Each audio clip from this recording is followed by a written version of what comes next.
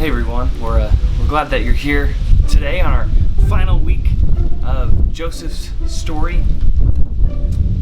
Usually Jack would be here with me to help with these announcements, but as you know from last week, he has resigned from his, desire of wanting to be with you anymore. So, as sad as that is, you're just gonna have to do with me, which I know I'm your favorite and not Jack. So anyway, I hope that you are all doing fantastic, and I know that you're going to enjoy this last week, and I encourage you, to try to pick out the phrases this week, because we're playing Catch That Phrase again, like we have for the last several weeks, and so make sure you, call them out in the comments when you hear them. And at the end, we'll reveal what the phrases were that people, submitted on Instagram, and see if you got them right. Goodness, it's bright outside. Should have worn sunglasses. Anyway, let the service begin.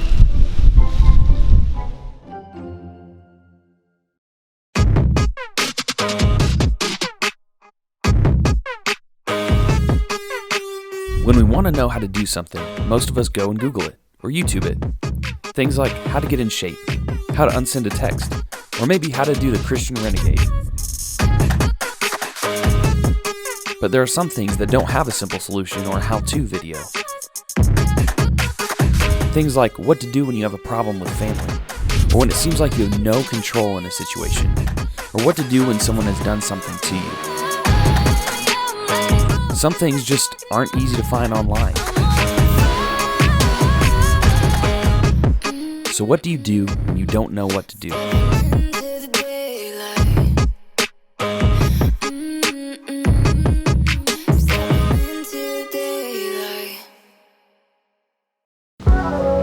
Hey all you cool cats and kittens. So when I was in high school and college age, there were few better places to go as a group of friends to hang out than Taco Bell. Taco Bell had, and still has in my opinion, one of the best value menus there is. Sometimes we would have to settle for like a McDonald's or something because they've got an okay dollar menu, but we would congregate to these places because it was just a good place to have a laugh, get together, have fun with friends, and also stuff our faces for cheap. And as I recall hanging out with friends at Taco Bell or McDonald's, I remember that there were times, $1 was still a lot of money to us back then. And so there would be times where, one of us would cover each other or whatever. And I remember one time specifically when I was in college, I was a freshman in college, and I was hanging out with some friends. We were at a McDonald's, and I get in line and I order my $3 menu items. It rings up at a total of $3.23. I swipe my debit card, and wouldn't you have it, I was out of cash. My debit card would not even cover the $3.23 that it cost for those $3 menu items. And I remember embarrassingly, kind of looking around, and one of my friends spoke up and I got you, don't worry about it. I was like, I'll pay you back. And they're like, don't worry about it, it's not a big deal. They swiped their card, covered my meal, and that was that. And today I still remember that. As a poor freshman in college who was broke and his bank account was running on empty, I still remember my friend who had just graduated, was a nurse at the time, and had a real job with a real paycheck and was able to cover me and just told me not to worry about it. I've always remembered that. Not asking to be paid back is kind of heartwarming when it's, about fast food or something like that among friends, but at other times it's a little more complicated. Outside of paying money back to somebody you owe, the idea of payback also comes up in other areas. Outside of paying back money to somebody you owe, the idea of payback also comes up in other times, like when somebody hurts you. For example, when your friends are talking about you behind your back, we want payback. When someone flirts with our girlfriend or boyfriend, we want payback. When someone fails to text us back or invite us to a group outing, we want payback. And it's in moments like this when you're hurting and somebody close to you especially hurts you, you want payback. That's the natural human reaction. Maybe you don't go all scary, terrifying movie revenge or, write a song about them like every pop star ever. But we all try to get payback one way or another. Ultimately, we want them to feel the pain that they've inflicted on us. We just want to get even, or at least get them back in some way, even if it's just that shady Snapchat comment that only you know who you were actually talking about. And isn't it true that the closer we are to a person, the more we want payback? Most of you probably aren't trying to pay back somebody else's brother or sister. Your feelings probably aren't hurt because of somebody else's best friend. And you probably aren't that angry because of something someone else's ex did. The reality is the people that are closest to us hold the most potential to hurt us. And so they're most likely to be on our payback list. For most of us, payback comes in one of three ways. There's public payback, somebody insults you or embarrasses you, and so you snap back with that quick wit of yours and make it known you are not to be crossed. We roast them and then we say, just kidding.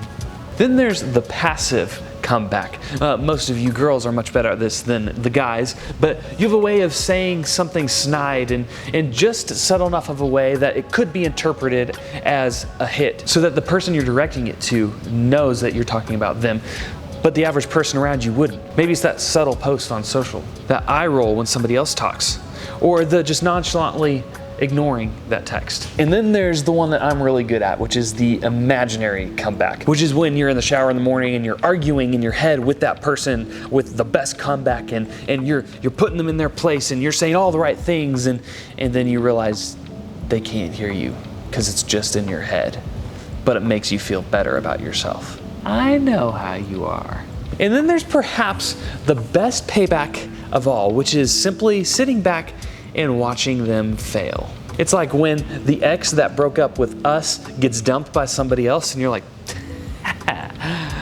yeah, now they know how it feels. Or that guy who made fun of us in third grade, who we secretly still hate, falls flat on his face in the middle of the pep rally. Woo-hoo, sweet karma. It's in moments like this it feels like justice, doesn't it? They get what they deserve, what's coming to them, and it makes us feel a little bit better about our own situations. And it's natural to feel this way. We want people to get what they deserve, whether it's good or bad. And it's exactly the sort of situation that we're going to pick up with in Joseph's life as we wrap up his story this week. So in this series, we've been journeying through Joseph's story and in all the wild, crazy situations where he didn't know what to do next. And as a little bit of a recap, we started out where Joseph was the favorite son of his father Jacob. He made it known to his brothers that he knew it, and he was rubbing it in their faces. Not the most self-aware guy. Starts telling them all these dreams he's having about how he's going to be their king and they're going to bow down and worship him. They don't take it so well. They plot to kill him. A little bit of an overreaction if you ask me. But instead they find these people that are traveling through and they decide to sell him into slavery. So he gets sold into a foreign land. He goes to Egypt, becomes a slave to one of Pharaoh's officials, and then, gets blamed for something he didn't do, and then gets sent to prison, where then he meets these people and interprets their dreams, who then tell the Pharaoh about his gifts, and then he interprets Pharaoh's dreams, and then now he's on top of the world, second in command. And Egypt was the highest ruling authority on the planet at the time, and so Joseph actually gets elevated to the most powerful person in the world, second to Pharaoh. So on this wild ride in this journey, Joseph has found himself in this place despite of all of life's circumstances and things that have brought him to this moment. Not a bad outcome for a kid whose brothers sold him into slavery all those years ago. But then here comes the plot twist that we've all been waiting for. As Joseph is in command over all of Egypt and essentially over all of the world, his brothers come strolling in because, wouldn't you know it, the famine that affected Egypt also affected their land.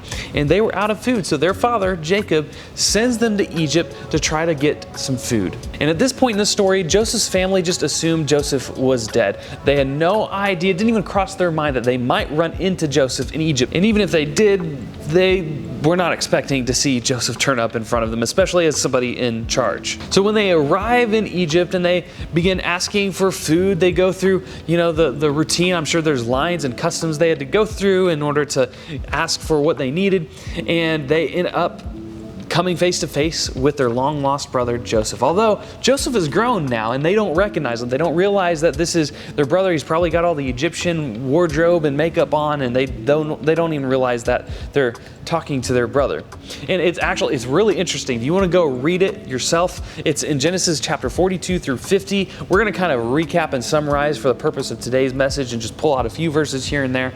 But I encourage you, after this video is over, go and read the whole thing. It is much worth your time, and you'll get a lot out of it. It's kind of like a movie playing out right in front of you. But I imagine as they're walking up to the table where Joseph is at, and they're going to ask for some boom chicken soup, and I imagine Joseph is sitting there in his mind going, "Oh, how the turntables. Life is soup, and I am a fork." In other words, I bet he was tempted to be like, "Sorry, my hands are tied, and I can't help you. I don't have a way to get food to the likes of you." But it's not what he does. There's a back and forth a little bit, and then we skip ahead, and here's what it says Joseph does in Genesis chapter 45. Then Joseph could no longer control himself before all his attendants, and he cried out, "Have everyone leave my presence." So there was no one with Joseph when he made himself known to his brothers. And he wept so loudly that the Egyptians heard him, and Pharaoh's household heard about it. Joseph said to his brothers, "I am Joseph. Is my father still living?" But his brothers were not able to answer him because they were terrified at his presence. I imagine the tension and the emotion that was built up in this moment. And his brothers are sitting there in front of their long-lost brother going, "Oh crap, we are toast. We are finished. We are not getting out of here alive. Joseph is going to have the revenge that he so deserves because we were horrible to him, and this is not looking good for them." This is a get what's coming to you moment for Joseph, just thrown right into his lap for some sweet revenge to be able to give them a taste of their own medicine. And believe me, Joseph could have refused them food. He could have thrown them all into prison. He could have had them killed like they tried to kill him. And he had every right, and he had all the power to do so. Pause. What would you do if you were in that situation? So as the story continues, Joseph invites his brothers to come closer to him. And I bet they're just kind of like, slowly inching to him and kind of terrified. Is he going to like rip out a knife and just slit our throats right here on the spot? Or like, what's he going to do to us? And in this moment, Joseph says, "My biggest fear is geese." No, I'm just kidding. That's not what he says. Here's what he actually says. "I am your brother, Joseph, the one you sold into Egypt. And now do not be distressed and do not be angry with yourselves for selling me here, because it was to save lives that God sent me ahead of you. For 2 years now there has been famine in the land, and for the next 5 years there will be no plowing and no reaping. But God sent me ahead of you to preserve for you a remnant on earth and to save your lives by a great deliverance." Now, there is no reason that Joseph would have been able to respond the way he did unless he had already chosen in his heart to forgive his brothers. Unless he had already let go of the idea of revenge, of getting his own justice. He had already done that hard work of forgiveness, and here's how we know. Because Joseph could look into the very eyes of the ones who had caused him the most grief. And it's not like they did it on accident, they did it on purpose. And he was able to look into their eyes and show concern for how they felt. Did you catch what he said? He said, "Do not be distressed or angry with yourselves for sending me here." He's showing concern for their own emotions, for what they're feeling in this moment. He's not all like, "Look what you did to me. You did this. I felt this. You have no idea what I've been through." He doesn't try to explain any of it to him. He shows the concern for how they're feeling in that moment. Don't be distressed. Don't be angry with yourselves even. He was acknowledging their wrong and his hurt without creating more hurt, without escalating the situation, without placing blame. Only a healed person could do this. Only an emotionally healthy, spiritually healthy person could do this.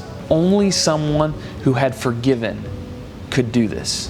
Joseph chose forgiveness over payback. And we see this in the moment when Joseph had the greatest opportunity for revenge. Somewhere between being sold into slavery and being reunited with his brothers, Joseph had done the hard work of forgiveness. He gave all his hurt to God and allowed God to be central in the part of his healing. I think that's why he was so quick to acknowledge God in the area where his brothers had caused him the most pain. He said, "God sent me ahead of you.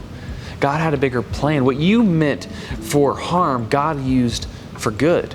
And don't get me wrong, this didn't make Joseph's pain any less for what he had gone through. It just took that pain and that hurt and took them off center stage so that God could take the lead role. And with God there in center stage, that's what made the forgiveness possible. See, forgiveness was not only for his brothers, but it was what gave him freedom as well.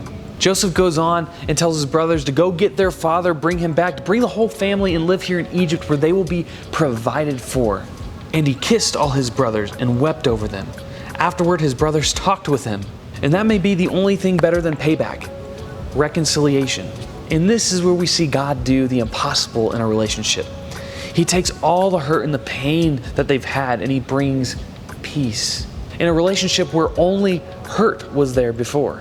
All made possible because of forgiveness. So Joseph's story proves to us that even when people hurt us and wrong us, we have the ability to bring forgiveness into the equation because of God's grace. And here's the best way to remember it, and exactly the point of today's message. When you don't know what to do, pursue peace instead of payback. When you pursue peace, you are fighting for the relationship. You're recognizing that we're both sinful. We all live in a fallen world, and we can have a restored relationship no matter what we've been through. As long as we're on mission together, we can have forgiveness, we can have reconciliation, we can have peace because of the grace of God. It's much harder to do, but it ultimately makes your relationship actually work, become functional, become better, because love keeps no record of wrongs. And it presents the perfect opportunity for God's strength to be shown. And when you pursue peace, you lay down your right to get payback. You let go of revenge. You let go of your anger, and you allow God to take center stage in your life and in your relationships. And here's where it gets a little complicated, is because what happened to you is not necessarily what happened to Joseph. We all have different lives with different stories with different baggage. And so does that mean you're going to suddenly be friends with the people you forgive? No, not always. But it does mean you're giving that hurt to God the same way that Joseph did. I fully believe that this story could have ended differently, and that Joseph was never resolved in his relationship with his brothers, but he was still able to bring about good because of the situation. Fortunately for Joseph and his family, they were able to reconcile. But I understand that's not always the case, because it takes two. His brothers could have still been just as angry at Joseph, and he could have chosen to forgive them anyway, but they could have still wanted nothing to do with him and chosen to starve their families instead of get back into league with their long-lost brother. And again, fortunately, the story doesn't end that way, but your story could. There's relationships in your life where maybe the other person doesn't want reconciliation. There's nothing you can do except to forgive on your part. You can give it to God, and you can choose to try to be an example and to do anything that you can to show God's grace to them, despite the way they respond to you. Each of you have unique and complicated situations where pursuing peace will look differently, but that's where you can pick the brains of your small group leader. You can share it with your group. You can be vulnerable, and you can maybe even go to the very people in your own group that you have grievances against. When you don't know what to do, pursue peace instead of payback. If Joseph can do it, then you and I can certainly do it. And that will wrap up our series on what to do when you don't know what to do. Studying the life of Joseph. I hope it has been meaningful for you. I hope it has challenged you in the areas of your life that you need to be challenged in. And I hope that you can walk away from watching this series and you can have a better idea of how to have better relationships with one another. I hope you've taken the action steps to actually put this into practice in your own life. And I'm so thankful for the opportunity that we have to still be able to connect despite being on a little bit of lockdown still. I can't wait till we get the opportunity to meet together in person again. And until that time, we'll continue to meet together here online and reach out with each other and be there for one another. I love you guys. And until next time, have a great week.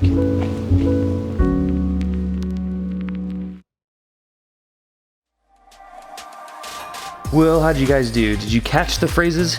We're gonna rapid fire this one. We got 5 of them this week. The first one came from Hannah. Hey, all you cool cats and kittens. Then Branson. Walking up to the table where Joseph is at, and they're gonna ask for some boom chicken soup. Anthony. Oh, how the turntables. Olivia. Life is soup, and I am a fork. And Brooklyn. My biggest fear is geese. Well, that not only concludes this week's lesson, but it also concludes this entire series. Thank you all for watching and submitting your phrases. We'll see you guys next week.